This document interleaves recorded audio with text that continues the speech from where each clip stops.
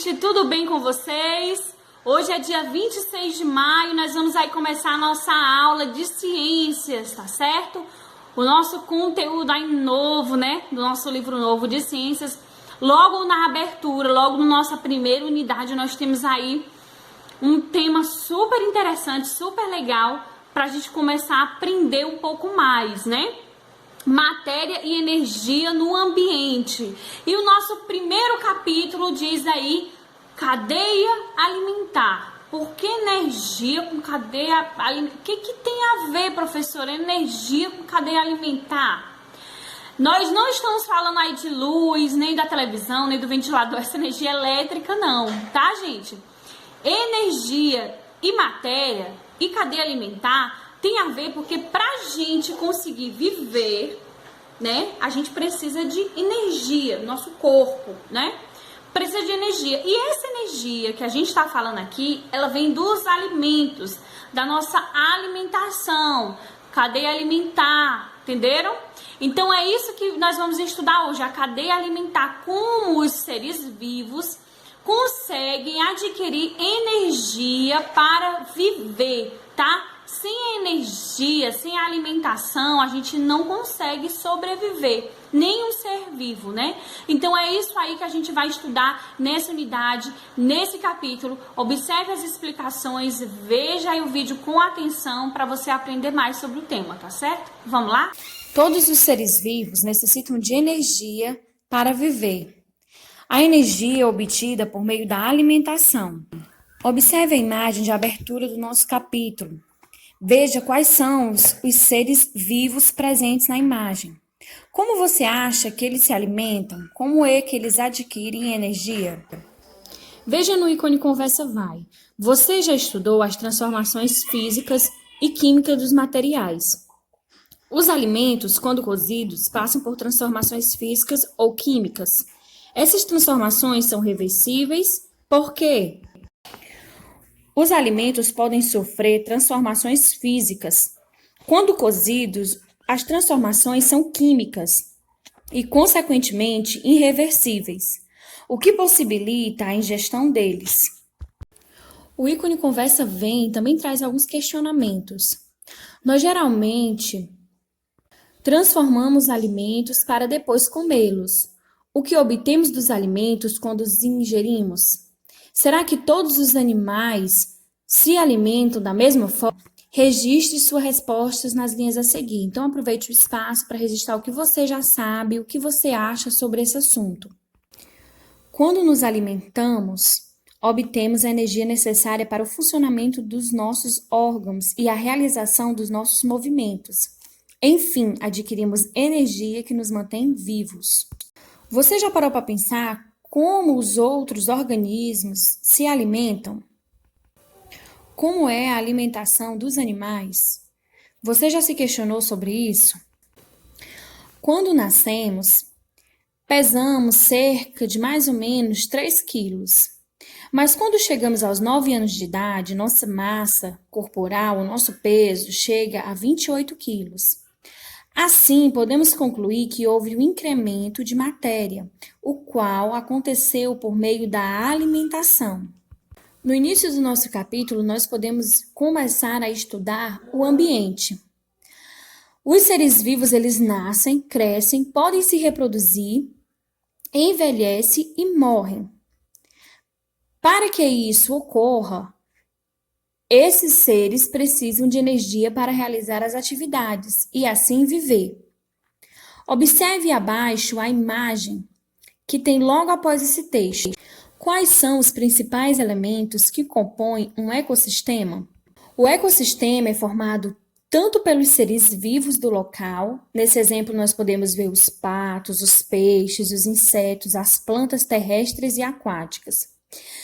E também é formado pelos próprios componentes físicos do ambiente. No caso dessa imagem, nós podemos observar o lago, o solo, as rochas e etc. Ou seja, ecossistema é o conjunto de componentes vivos e não vivos. Organismos vivos são como os animais, vegetais e micro-organismos.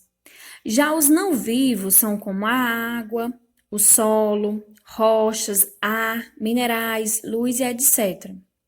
Todos esses organismos em um ecossistema interagem entre si constantemente. Diferentes espécies se organizam em comunidades. Comunidades são conjuntos de população, e população é o agrupamento de organismos da mesma espécie. Realize a leitura da página 138 e aproveite para saber também o significado da palavra ecologia. Agora vamos saber mais sobre a cadeia alimentar, já que nós já percebemos como os seres interagem em um ecossistema. A maioria dos seres vivos adquire energia e a matéria por meio da alimentação. Alguns desses seres produzem o próprio alimento, já outros precisam se alimentar de outros seres vivos, retirando deles a energia e a matéria de que precisam. Observe abaixo esse exemplo, onde nós podemos ver plantas aquáticas, o caramujo, um peixe menor, um peixe maior e a garça. Observando as setas, nós podemos ver que um se alimenta do outro, posteriormente fazendo assim uma cadeia alimentar. Um exemplo semelhante é o apresentado no livro, onde um vegetal serve de alimento para o rato que serve de alimento para a cobra, e a cobra que serve de alimento para a águia. Veja que assim nós podemos formar um ciclo. Faça a leitura da página 139 e, posteriormente, a leitura do Com a Lupa na Mão, logo no final da página. Que outro exemplo de cadeia alimentar você conhece? Registre sua resposta ao lado por meio de escrita ou desenho. Lembre-se de apresentar o fluxo de energia e de matéria usando as setas. Então, agora é a sua vez, né? Foi apresentado para você 2 exemplos de cadeia alimentar. No ícone lupa na mão, você vai representar, né, um outro ciclo diferente de cadeia alimentar. Na página 140, nós temos aí a nossa atividade mão na massa, tá certo? Vocês, para responder a primeira questão, vão precisar utilizar o material de apoio, que fica lá no final do livro. Na questão, ele está direcionando a página que você vai precisar usar, tá? Página 27 do material de apoio, onde você vai retirar as imagens dos seres vivos e colar seguindo a ordem que um alimenta o outro, tá certo? Já na segunda questão, você vai encontrar as perguntas e um direcionamento para você responder essas perguntas no caderno.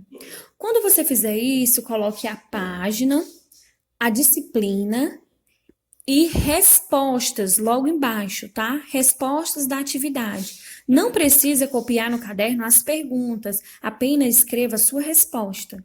Agora vamos entender o que são os níveis tróficos. Acompanhe a leitura do texto. Os organismos ocupam posições diferentes nas cadeias alimentares. Essas posições que os organismos ocupam são denominadas níveis tróficos, que são produtores, consumidores primários, secundários e terciários e decompositores. Esse esquema nós podemos observar cada um desses níveis na imagem apresentada pelo livro. As plantas são produtoras do seu próprio alimento através da fotossíntese. O consumidor primário é aquele que se alimenta da planta. O consumidor secundário se alimenta do gafanhoto. O consumidor terciário se alimenta do rato. E o consumidor quaternário, que se alimenta da cobra. E por último, nós podemos ver aí os decompositores, que decompõem qualquer um desses consumidores ou do produtor, no caso da planta. Continue a leitura da página 141 para entender um pouco mais sobre os produtores. Perceba que o termo produtor se refere a algo ou alguém que cria ou produz alguma coisa. Na página 142, você pode virar a página, tá certo? Vira aí o seu livro de cabeça para baixo para você observar a imagem melhor e fazer a leitura também da descrição. Podemos observar que os vegetais são produtores do seu próprio alimento. Você já parou para pensar como os vegetais conseguem produzir o seu próprio alimento? Se você já ouviu falar sobre fotossíntese, você com certeza já deve ter feito essa associação. Durante a fotossíntese, é produzida uma substância chamada glicose.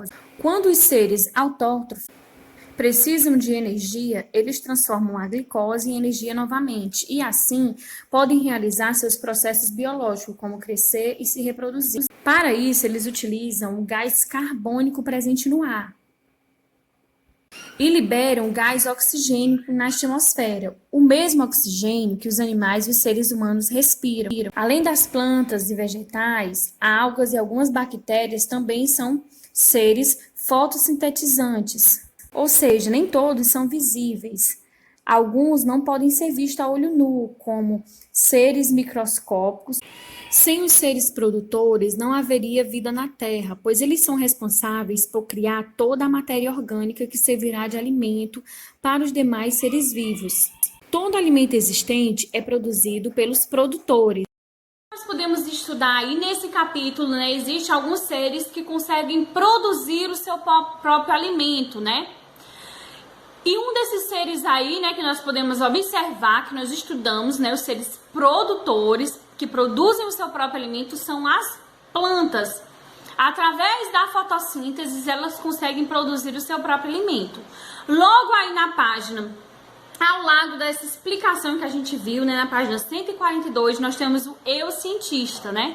E que vocês podem aí na prática observar alguns dos conteúdos que nós estamos estudando. Eu gosto muito do Eu Cientista, que ele traz aí experiências, né, que vocês podem ver na prática, o que a gente está vendo aí em teoria, tá certo? Para vocês fazerem esse Eu Cientista, aí tá dizendo o material e vocês vão observar como que as plantas conseguem viver, né, produzir o seu próprio alimento, crescer. Então vamos aí observar essa experiência, o que vocês vão precisar para fazer.